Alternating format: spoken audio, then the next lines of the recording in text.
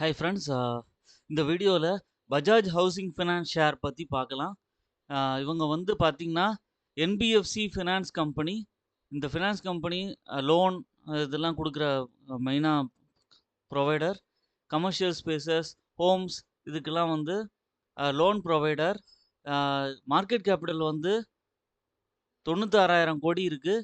Current price 115 ரூபா. 52 week high 188 rupees. இதுலேருந்து profit booking நடந்ததுனால இவங்களுக்கு வந்து இந்த ப்ரைஸ் வந்து வந்திருக்கு. ஸ்டாக்கோட பிஇ 42.5. டிவிடெண்ட் எதுவும் கொடுக்கறதில்ல. ரிட்டர்ன் ஆன் ஈக்விட்டி வந்து 13.5% இருக்குது.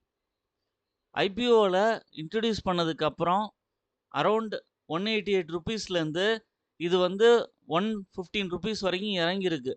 மேபி இங்கேருந்து கொஞ்சம் இறங்கினா கூட 106 வரைக்கும் மேபி டச் ஆகிட்டு அதுக்கப்புறம் ரிவர்சல் எடுக்கும்.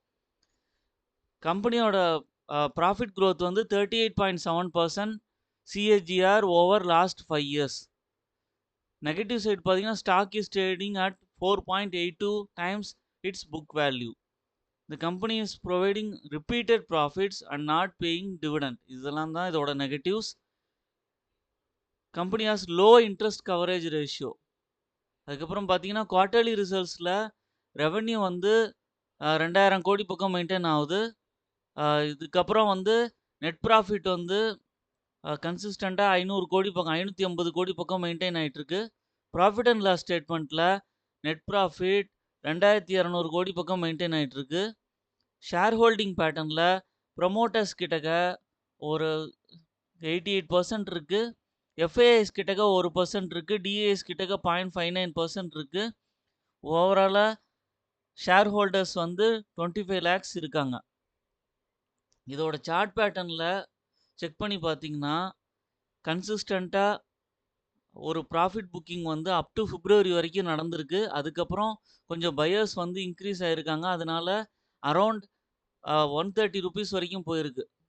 ஃபஸ்ட்டு ஒரு அரௌண்ட் 115 ருபீஸ் வரைக்கும் கீழே டச் ஆகிட்டு அதுக்கப்புறம் ரிவர்சல் எடுத்து 130 ருபீஸ் வரைக்கும் போச்சு. பட் வந்து எகெயின் ப்ராஃபிட் புக்கிங் வந்ததுனால இந்த ப்ரைஸ் வந்திருக்கு.